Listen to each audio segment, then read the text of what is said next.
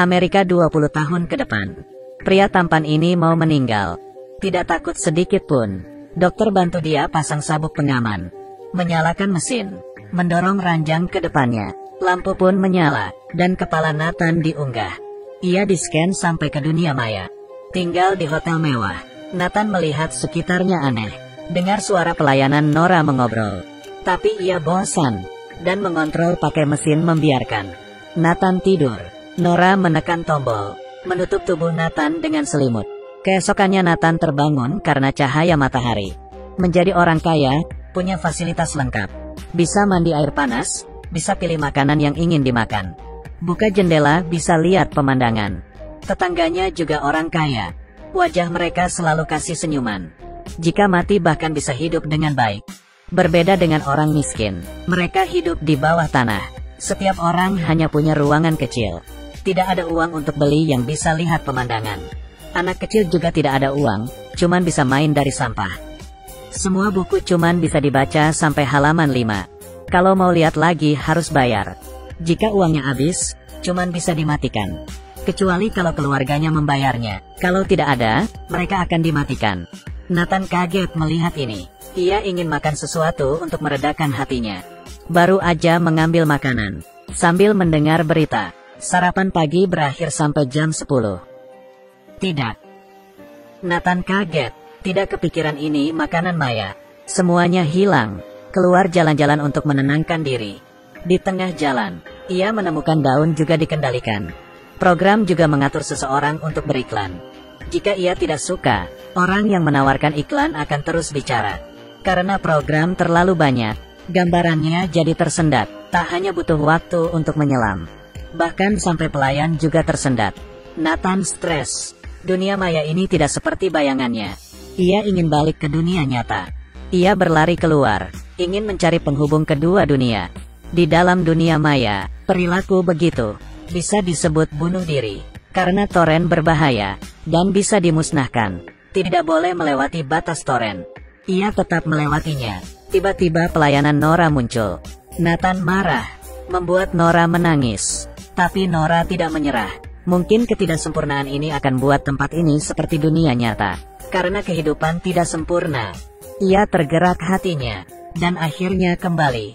Dan menerima dunia maya. Dan bilang ingin pelihara hewan. Setelah setengah hari memilih. Akhirnya ia pilih seekor anjing. Ia pilih karena kelucuan anjingnya. Tiba-tiba anjing mengeluarkan suara. Aku tahu kemarin kamu tidak beruntung. Jadi mau ngobrol. Ternyata ini dokter psikolog. Orang Amerika ingin ia hidup. Mereka menggunakan otaknya dan pakai badan lain. Pelan-pelan ia terbangun. Ia melihat sekeliling. Menghirup udara. Dan menggerakkan jari-jari. Memastikan bisa berfungsi. Eksperimen ini berhasil. Tiba-tiba hidungnya keluar darah. Semakin banyak. Dan tampilan TV berubah jadi iklan bubuk. Orang sebelah Nathan ketakutan. Memikirkan untuk membangkitkannya. Sekarang jadi takut. Demi menerima kalau dia sudah meninggal. Ia menghadiri acara pemakamannya. Ia ingin mencium pacarnya. Tapi terhadang oleh layar. Ia ingin memeluk temannya. Juga terhadang layar. Ini mengingatkannya. Ia sudah meninggal. Pemuka agama mulai menyalakan video Nathan. Tampilannya semua aneh. Malah berubah jadi pertandingan sepak bola. Bahkan pidato di acara pemakamannya juga hancur. Pacarnya hanya sibuk menelepon sponsor pemakaman. Dan teman lainnya, tidak merindukannya sama sekali. Hanya penjaga keamanan rumahnya, yang berpidato dengan benar untuknya. Nathan merasa ia telah gagal. Ia ingin bilang ke pacarnya, tapi pacarnya menyalahkannya, dan menghapusnya, agar ia hilang selamanya. Nathan sedih. Apa kehidupan ini sudah mati? Semua uangnya diambil oleh kerabat. Semuanya tidak ada hati. Tidak ada satu teman pun yang bisa menghibur dirinya. Tujuan semuanya hanya untuk berkumpul. Untuknya ada pelayanan Nora di sana. Nathan senang. Tiba-tiba ia terpikir, mungkin bisa jadikan Nora teman baru. Saat balik ke dunia maya, Nathan mencari Nora. Saat yang lain memberikan bintang jelek untuknya. Ia memberikan bintang 5, membantunya menaikkan peringkat. Mereka pergi ke perpustakaan, jelajahi arti maya dan nyata. Nathan juga membantu Nora mengurus tamu di saat ia sedang sibuk. Membuat senang keponakan Nora. Keduanya jadi semakin dekat. Malam itu Nora lembur. lihat Nathan sedang gambar. Dia penasaran dan menghampirinya, mau mengobrol dengannya. Tiba-tiba Nathan ingin melihat kantor Nora. Nora membuka HP-nya, memperlihatkan Nathan kantornya, ngobrol dengan asik, dan menatap langit. Mereka terbaring di atas rumput. Keesokan harinya, Nora ketahuan oleh bosnya. Bosnya marah, merasa Nora dan pelanggannya terlalu akrab. Nora dipecat. Nathan oleh ibunya juga dikeluarkan dari dunia maya. Pira ini mematikan tombol. Nathan muncul di bola lampu. Ia dilihatkan ke seluruh dunia. Sebuah kota neon, sampai ke padang rumput Afrika. Nathan melihat. Ia dikontrol oleh pria itu. Nathan dan pria itu ngobrol.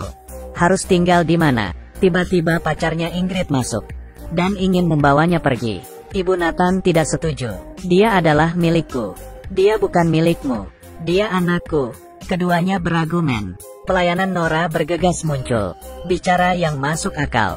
Buat ibunya setuju untuk kasih ke pacarnya. Baru aja Ingrid keluar, langsung direbut oleh gangster. Mereka langsung mengejar dan melempar hard drive ke kolam. Ingrid kaget dan sedih.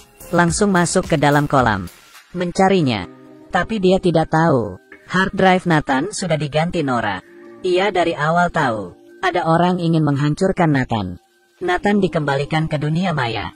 Nora memulihkan diri sendiri, dan muncul di hadapan Nathan.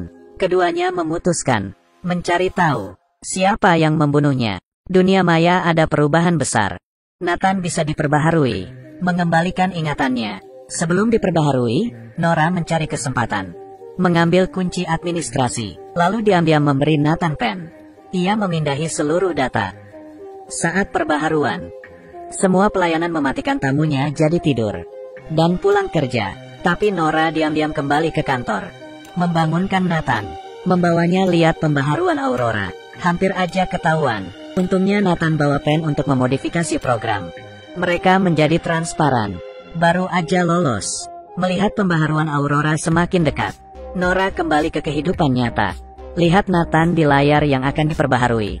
Nora tiba-tiba ragu, karena ia belum kasih tahu. Setelah pembaharuan, Nathan tidak akan mengingatnya lagi.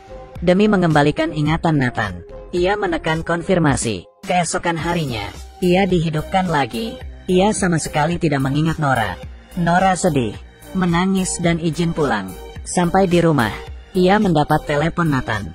Nora baru sadar. Nathan pindah ke zona 2G di mana orang miskin tinggal. Ia menjelaskan ke Nora, ingat kalau tinggal di tempat orang kaya akan terus dipantau. Pura-pura tidak mengingatnya. Setelah Nora mendengarkan penjelasannya, di dalam rumahnya, ada gangster masuk. Ia menatap Nora. Dari ranjang ambil pisau. Nora merasakan suatu bahaya. Ia keluar dari dunia maya. Periksa ruangan. Dari cermin, melihat tubuh gangster. Melompat dari jendela, turun ke bawah dan lari. Gangster mengejarnya. Khawatir dengan Nora, Nathan menggunakan pen. Memantau jalanan New York. Menelepon Nora. Menunjukkan arah dan suruh naik ke atas. Nathan memanipulasi program. Gangster terjebak di lift. Nathan membantu Nora dari kejahatan. Tapi ia kehabisan data, dan dibekukan oleh sistem. Tanpa ia tahu, Ingrid datang ke dunia maya, dan membantunya menambah kuota. Sekaligus beritahu, aku unduh karena kamu. Apa? Ceritanya hanya sampai sini. Misteri di dalam hanya bisa dijelaskan di cerita selanjutnya. Bisa dimengertikan.